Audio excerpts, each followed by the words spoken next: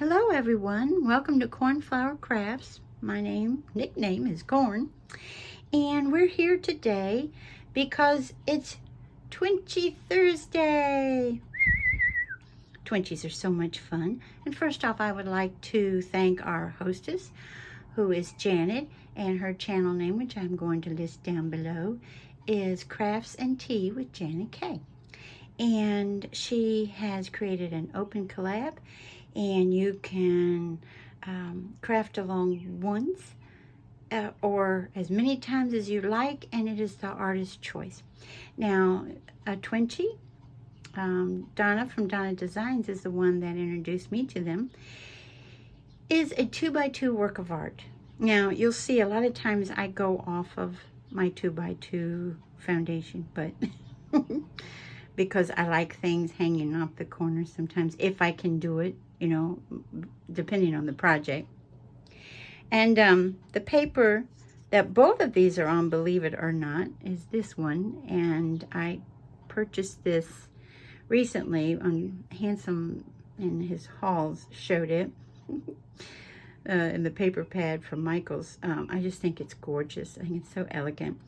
And so when I learned when you, depending on your oxide that you're using, how you can truly change, look at that, the color, excuse me. And so with the first one, this goes into a project. These both go into a project that I'm working on right now. And with the first one, I went ahead and inked around the corners with distressed oxide and spun sugar, or the whole thing. I put on, this lace is creamy, or it's not an off-white, it's a creamy color, and I put that on most of it. But before I did that, I forgot, I did stamp. I have a script stamp that I did in black. You can see it just a little bit under that lace.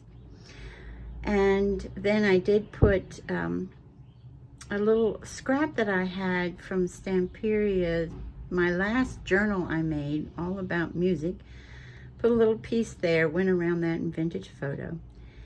I had fussy cut these little rosebuds out of the paper pad that I'm working on, which is Passion by Stamperia. This is from that paper pad as well that I fussy cut. And it says, love what you do. And again, you can see quite a bit of the Vintage Photo around things.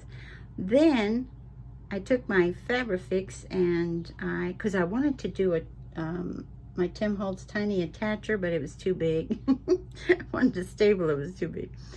But this is just a very, very narrow satin ribbon that I placed there in a V shape, and then glued it down here, and then glued the flower over it. Took the little center that was on the flower off, put some stickles in the middle. And that's my first one. And my second one, which as you see looks, it's pink, but it's peachy pink big time. And what I learned is when you go over, it was spun sugar at first, and then I thought, no, I'm going to go over that again in the Vintage Photo, and that's what I got. And which makes sense if you think about the colors. And then when I saw this on it without the green behind it, I was like, everything's blending together a little too much.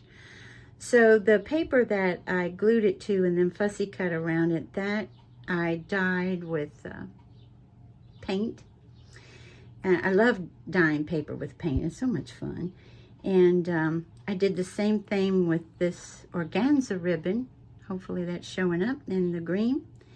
And then put this tiny little snippet of trim there. And then this lace, I need to show you. Let's see. Well, I can't find it. You know what a mess my desk is. That was given to me. This is more of a, it looks almost like the Vintage Photo coloring. That lace was given to me by Dolly, who is the Paper Plumeria here on YouTube. And I will list her channel down below as well. And then this darling, darling little sticker that of the toe shoes I have had for about 5 years. So, you know, so I've held on to those for quite some time because I had always been planning to do a journal slash scrapbook or just a journal dealing with dance. All kinds of dances we do, isn't it? But this one has a lot of ballerinas in it. And I want to thank you all so much for joining me today. And I hope you guys have a wonderful morning, afternoon, and evening. Bye-bye, everybody. Take good care.